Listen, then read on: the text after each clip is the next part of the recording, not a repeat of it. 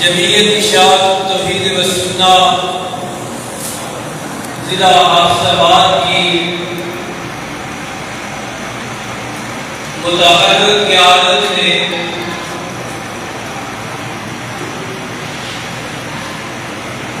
خانقاہوں سے نکل کر میدانوں میں رسم شبیری ادا کرنے کی ایک نئی سوچ کا اظہار کیا ہے اور حافظ آباد کے جناب پبلک ہال میں آج کا ایک کنونشن منعقد کیا ہے۔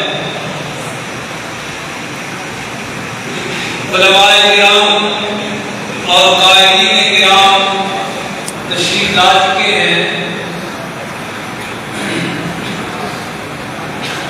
کنونشن کا عنوان ہے استحکام پاکستان۔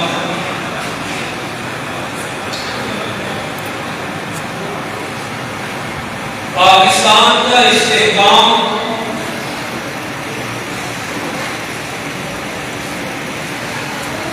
وطن عزیز میں رہنے والے ہر سچے محب وطن کی دلی آرزو ہے اور ہماری دماغ کا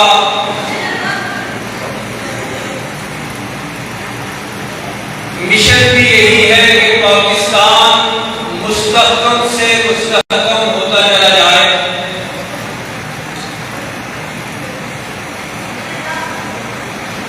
پاکستان بنے 80 سال ہونے کو ہیں، لیکن استحکام کا وہ معیار جو ہم سب کو مطلوب ہے وہ ابھی تک حاصل نہیں ہوا۔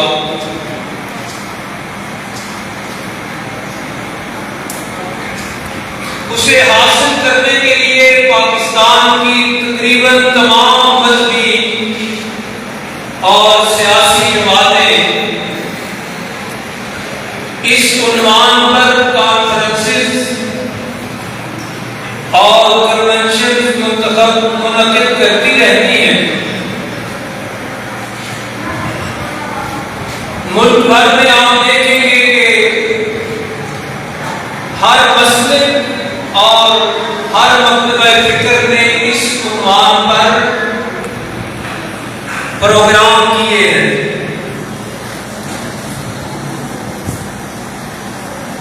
ایک عام آدمی جب اس پر سوچتا ہے اور اس کی نظر بر صغیر کے باقی ممالک پر جاتی ہے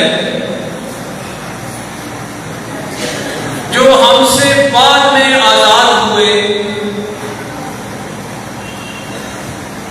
تو ان کا استحکام کا معیار اور ہمارے معیار میں بہت فرق ہے۔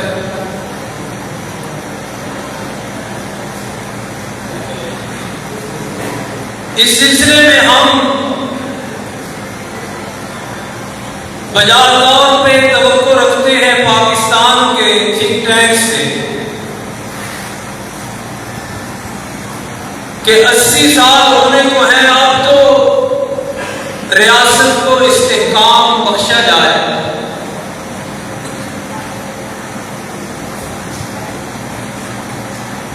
باقی سارے ممالک سکون اور امن کی زندگی جی رہے ہیں، جبکہ وطن عزیز میں یہ تلخ حقیقت ہے کہ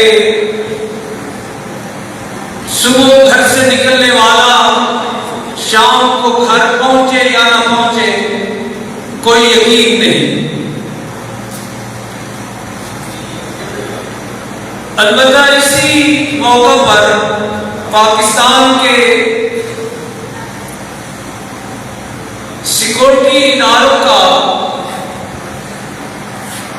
کردار بڑا سراہے جانے کے قابل ہے۔ کہ انہیں چومکھی لڑائی لڑنی پڑ رہی ہے، آستین کے سانپوں سے بھی وہ لبل ازما ہیں، اور اعلانیہ دشمن سے بھی پنجہ آزمائی میں مصروف ہیں۔ ہزاروں قیمتی جانیں وطن عزیز پہ قربان ہو چکی ہیں، اور ہر دم چار و چوبند ہمارے ادارے اندرون ملک اور بیرون ملک پاکستان کے دشمنوں کی آنکھوں میں آنکھیں ڈال کے کھڑے ہیں۔ اس موقع پر کچھ پوائنٹ میں آپ کے سامنے رکھنا چاہوں گا جو در حقیقت ملک کے کرتا دھرتا لوگوں کے سامنے رکھ رہا ہوں۔ مستحکم پاکستان ہم سب کی منزل اور ہم سب کا مقصد ہے۔ اس کے لیے کام کرنے کا طریقہ یوں ہونا چاہیے کہ سب سے پہلے سیاسی استحکام لایا جائے۔ یہ سب سے پہلا پوائنٹ ہے۔ ہر 2-3 سال بعد الیکشن، ہر 2-3 سال بعد رجیم چینج، ہر 2-3 سال بعد حکومتوں کا آنا جانا، یہ ملک کی مفاد میں نہیں ہے۔ سیاسی استحکام کے لیے سیاسی جماعتوں کو باشعور ہونا پڑے گا، اور سیاسی عدم استحکام کی سچویشن میں کبھی بھی ملک استحکام حاصل نہیں کر سکتا۔ نمبر 2، معاشی استحکام۔ جس ملک کی معیشت مستحکم ہوتی ہے، جس ملک میں بزنس مین ذہنی اطمینان کے ساتھ کام کرتے ہیں، وہ ملک اصل اور حقیقی استحکام حاصل کرتا ہے۔ اور معاشی استحکام میں مذہبی حوالے سے یہ عرض کرنا ضروری ہے کہ ہمارا مذہب اسلام سود کے خلاف ہے، اور دنیا کے سارے بزنس مین اور تاجر یہ جانتے ہیں کہ سود بزنس کے لیے زہر قاتل ہے۔ لہذا معاشی استحکام کے لیے یہ سب سے پہلے ضروری ہے کہ اللہ اور اس کے رسول کے ساتھ یہ جنگ بند کی جائے اور سود کے خاتمے کی کوششیں کی جائیں۔ مستحکم پاکستان ہم سب کو چاہیے، اس کے لیے کام کرنے کا آغاز یوں بھی کیا جا سکتا ہے کہ تعلیم کے شعبے کو استحکام بخشا جائے۔ آپ کو لگے یا نہ لگے، میں اپنے حساب سے بڑا سیریس یہ کہنا چاہتا ہوں کہ ہمارے تعلیم کے کرتا دھرتا 80 سال میں ابھی تک قوم کو سلیبس ہی نہیں دے سکے۔ آج 25 اکتوبر کو بھی یہ جھگڑا چل رہا ہے کہ 9 کو کیا پڑھائیں، 10 کو کیا پڑھائیں۔ 80 سال ہو گئے، کتنے گزرائے تعلیم قوم نے بھگتے۔ ابھی پچھلے دور میں ایک وزیر تعلیم تھا، وہ کہا کرتا تھا 6ویں کلاس، 6ویں کلاس وزیر تعلیم، تعلیم کا وزیر، اور کہتا 6ویں کلاس۔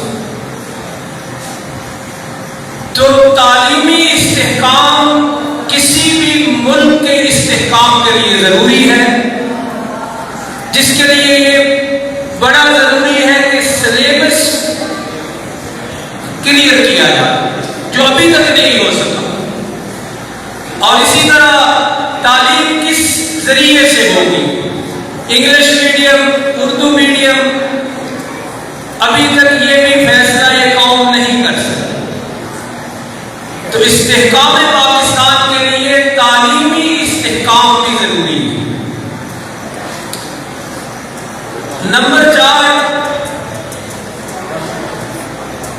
कानून की पासदारी। जिस मुल्क में कानून मोम की नाक हो, वो कभी भी इस्तेहकाम की मंजिल को नहीं पहुंच सकता। हर पाकिस्तानी, आप और बाहर जितने भी हैं, सबके ज़हनों में ये बात है कि कानून खरीदा जा सकता है। पाकिस्तान में कोई भी कानून तोड़ के अपनी मर्जी का बना सकता है। तो इस तरह कैसे इस्तेहकाम आएगा? और कानून का ही दूसरा हिस्सा अदालती इंसाफ है। नंबर 5, इस मुस्तहकम पाकिस्तान के लिए अदालतों का इस मेयार में आना जरूरी है कि हर पाकिस्तानी उन पर एतमाद करे। हमारे लॉ के साथ ताल्लुक रखने वाले दोस्त अगर तनकीद का थोड़ा मौका दें तो मैं ये अल्फाज इस्तेमाल करूंगा और दिल पर पत्थर रखूंगा कि यहां जज बिके हुए और बोली लगे हुए मुंसिफ कभी भी पाकिस्तान को मुस्तहकम नहीं करेंगे। हालांकि इंसाफ करना ये बहुत बड़ी नेकी है, लेकिन हर पाकिस्तानी के ज़हन में ये सोच मौजूद है कि जज खरीदे जा सकते हैं, इस्तेहकाम कैसे आएगा। लिहाजा पॉइंट नंबर 5 जो इस मुल्क के करता धरता अगर नोट फरमाएं कि मुस्तहकम पाकिस्तान के लिए मुस्तहकम अदालती निज़ाम जरूरी है, जिस पर हर पाकिस्तानी एतबार कर सके। इसी तरह पॉइंट नंबर 6 ये है कि मुल्क में मजहबी तौर पे इस्तेहकाम जरूरी है। जिस मुल्क में फिरकावारियत होती है वो कभी भी मुस्तहकम नहीं होता। और हमारे मुल्क में फिरकावारियत की सूरत हाल ये है कि 5 भाई हैं तो हर एक का फिरका अलग है। एक ही घर में 5-5 फिरके। और ये बात मैं अर्ज कर दूं, कोई फिरका भी किसी दूसरे फिरके को 100% खत्म करने के ख्यालात ज़हन से निकाल दे, ये नहीं होगा। लेकिन मजहबी इस्तेहकाम के लिए जरूरी ये है, और आप हजरात की ताईद मिलेगी जरूर, कि मजहबी रसूमात, इबादत, जलसे जुलूस अपने अपने इबादत खानों तक महदूद किए जाए। आप तारीफ करेंगे जी इस पॉइंट। तमाम मजहबी इबादत, पाकिस्तान इस्लामी मुल्क है, सब ने यहाँ रहना है, और 100% खात्मा किसी फिरके का ये नामुमकिन है। लेकिन मुल्क को इस्तेहकाम अगर देना है तो उसके लिए जरूरी है कि अपनी अपनी जिसकी जो रस्म, जो इबादत है, वो अपने अपने इबादत खाने में अदा करे।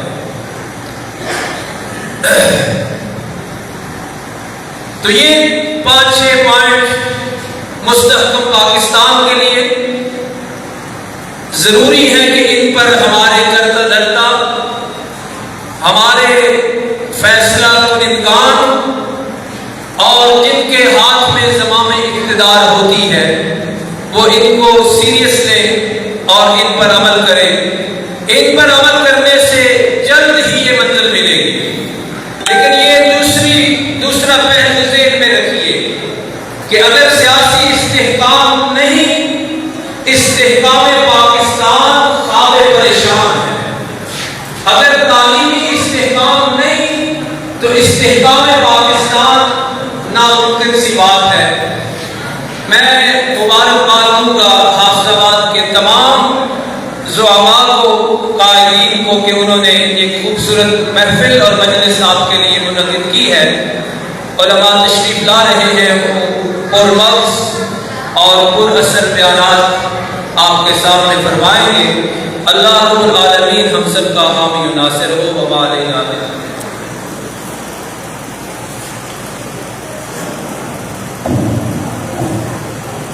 ماشاءاللہ عنوان کی مناسبت سے حضرت مولانا حافظ اکرام اللہ صاحب استحکام پاکستان پر مدلل گفتگو فرما رہے تھے.